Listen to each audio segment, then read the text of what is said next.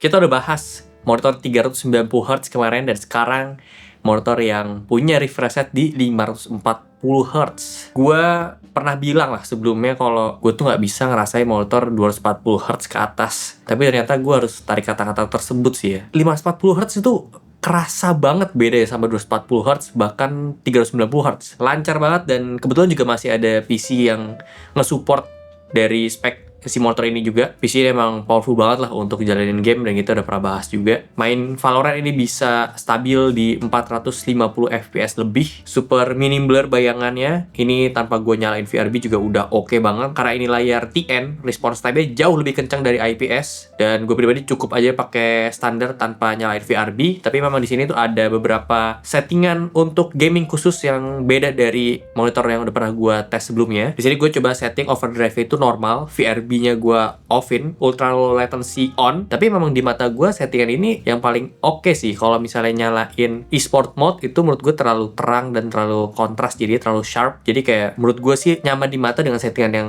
gue lakuin. Tapi kalau misalnya kalian memang ada coba, terus kalian memang lebih paham, lebih pro lagi, ya mungkin bisa cobain lah pakai settingan yang kalian temuin gitu. Nama monitor ini Acer XP242F. Fisiknya benar-benar mirip sama yang XP252QF pernah kita review kemarin. Ukuran layarnya 24 inch ya di sini. Kalau kemarin kan 25 inch. Style monitor juga sama persis. Udah bisa ergonomik. Kalau mau pasang VESA mount ARM monitor juga aman, 100x100 mm. Gue lebih sering pakai monitor ini untuk main game sih. Dan 540Hz itu udah mantep banget. Jujur kalau soal warna, gue lebih nyaman di monitor yang XP252QF kemarin, yang 390Hz. Gue setuju sama Isan soal warna. Memang ini kan monitor panelnya TN ya. Beda dengan yang 390Hz kemarin, dia pakai IPS. Gue ngerasa karakter TN dan IPS itu, gue nggak bisa bilang TN lebih enak untuk warna sih. Lebih nyaman IPS lah untuk secara visual kalau dinikmatin untuk warnanya, tampilannya. Cuma memang TN itu secara response time lebih cepat dibanding IPS. Sini klaimnya 0,1 millisecond, dan walaupun gue nggak punya alat untuk ngetes response time, tapi mata gue bisa ngerasain sih ya bedanya response time di TN sama di IPS tuh emang kerasa ada beda, dan memang blurnya lebih minim, bayangan lebih minim di sini. Secara default warna monitor ini pas kita coba tes itu memang agak kebiruan ya, jadi emang harus diubah dulu supaya lebih nyaman. Tapi kalau lihat di samping ini kuning sih warnanya, jadi karena TN juga view angle itu nggak sebagus IPS. Mungkin itu juga hal yang bikin mata gue lebih nyaman pakai IPS secara visual dan gambar. Itu kalau saya lihat dari depan sih ini masih oke lah. Mungkin kalian bisa juga ikutin settingan yang udah kita coba di sini ya. Kita udah coba pakai user dan kita kalibrasi. Memang itu yang jadi paling bagus lah. Tapi kalau misalkan nggak mau kalibrasi, udah langsung ada preset dari sini, itu yang paling bagus ada di standar sRGB. Tapi nggak bisa ganti slider RGB-nya. Jadi kalau misalnya pengen kalibrasi di standar sRGB, kita nggak bisa push warna putihnya. Tapi itu warnanya yang menurut kita paling acceptable lah. Mungkin dia punya batch delta I color akurasi itu dibanding dengan monitor TN lainnya. Nah, kita tuh jarang banget sih nge-review monitor TN, jadi nggak punya data yang udah pernah kita tes monitor TN lain itu kayak gimana. Jelas kalau misalnya dibandingin sama data IPS, ya kurang sih bagusan IPS kebanyakannya. Secara gamut yang didapetin juga sebenarnya ini nggak yang jelek-jelek banget. sRGB itu masih bisa ke-push di 99,5%. Adobe RGB gue dapat di 80,8%, dan di CIP3 dapat di 90,7%. Termasuk yang luas gamutnya, tapi memang yang mungkin kelihatan agak aneh dan kurang biasa di mata gue dan Isan itu layar TN-nya. Memang target pasarnya sih ya, balik lagi si monitor ini tuh untuk gamers banget. Kalau misalnya kalian memang gamers garis keras dan udah biasa untuk cobain monitor TN, menurut gue sih itu nggak ada masalah ya. Tapi karena gue jarang banget pakai monitor TN, ya harus adaptasi lebih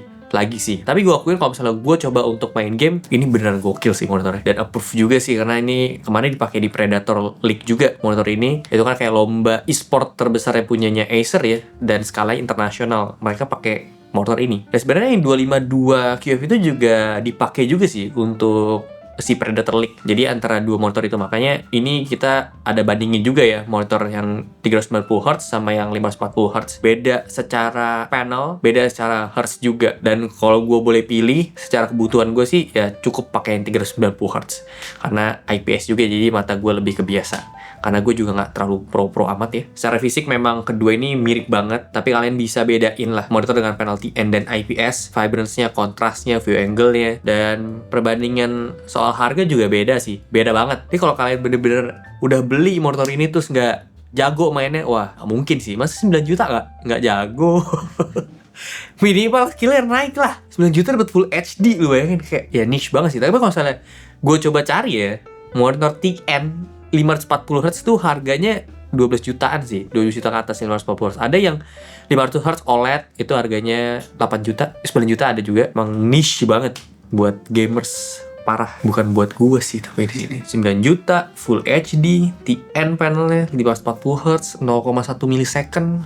Dan after service juga penting ya, tetap dapat 3 tahun plus 1 tahun accidental damage protection. Jadi kalau lagi main game emosi lempar keyboard kalau monitornya pecah bisa ganti. Jadi kalau misalnya kalian tertarik sama monitor yang gue nggak duga harganya ini dan speknya emang gokil banget ya, boleh cek aja linknya, ada, udah gue taruh. So segitu aja untuk video kali ini. Thank you banget udah nonton. Kalau suka boleh like, share, dan subscribe. Gue sampai jumpa di video selanjutnya. Terima kasih.